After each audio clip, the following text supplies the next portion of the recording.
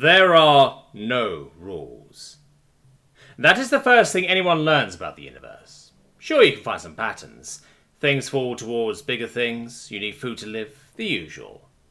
But really, most patterns just break easily. Sometimes rocks are the same size, but things fall faster towards one for no reason. Sometimes stars decide to go boom. In some places you can breathe and in others you can't. Things are strange. No, the universe is weird. There are no rules. That is why the gods are there.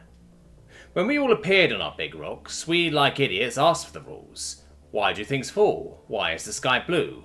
What is that bright thing on the sky? Soon we realized that such weird things could only be gods. And we were right. Why do things fall? Because the gods said so. Why is the sky blue? Because the gods live in the sky and they like blue. What is that bright thing? That's the sun god.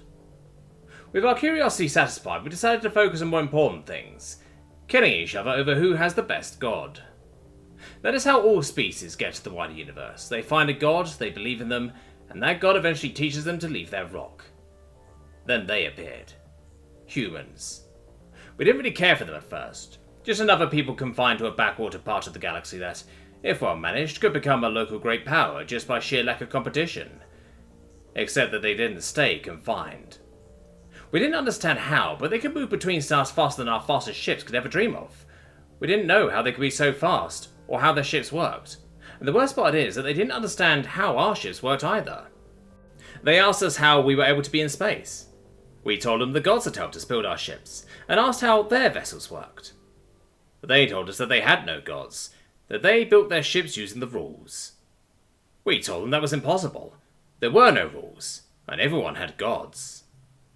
They sent our envoy a copy of the rules, how their ship worked, and why they thought ours shouldn't.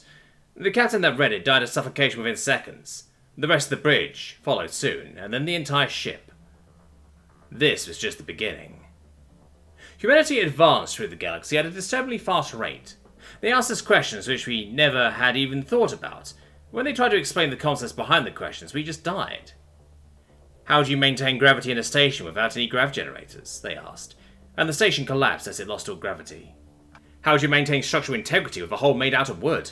They asked, and the merchant ship immediately broke apart. How do you protect yourselves from solar radiation? They asked, and the entire mining station had to be abandoned, as its residents could no longer leave without burning their skin off. They told us things that made no sense.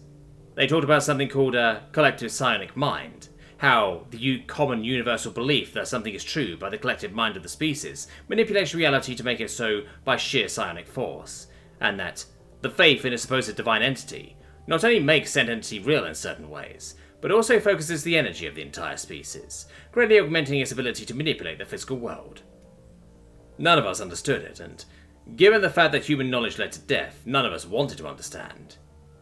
Humanity was soon seen by all as a major threat that none could ignore, and so we fought them. We sent our best ships fitted with our best weapons and crew towards the human territory. We studied the rules they sent and modified our fleets so they would withstand this vacuum they liked so much. They were confused at first. They asked their stupid questions like, why do you need a sail in space, and how does an 18th century cannon work in the void? But we ignored them and advanced. They sent their border police against us and asked more questions. Why is your hull made of obsidian and gold, and how are your harpoon crews alive in the void of space? Also, why do you have harpoons in the first place? We made sure to not share the questions beyond the bridge so that the curse would not take effect. And then we attacked. And failed. Our harpoons shattered upon contact with their hulls, as if they were made of glass. Our armour cracked and melted onto their lasers like it was barely an inconvenience. We were crushed. The few that survived the massacre were sure they had brought doom to us all. After that, though, the humans stopped coming.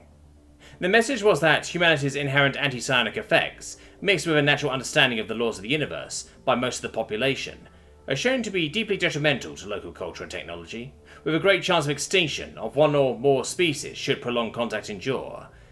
Therefore, the United Nations of Sol and Centauri have decided to ban all human interaction within the designated space until further notice. That was it. Nothing more crossed the stars from their territory. A few signals were intercepted, but those were mostly gibberish. Things were back to normal after some time. There were wars and peace, trust and betrayal, crusades and treaties. But above all, there was one rule. The only rule. Don't ask the humans about the rules.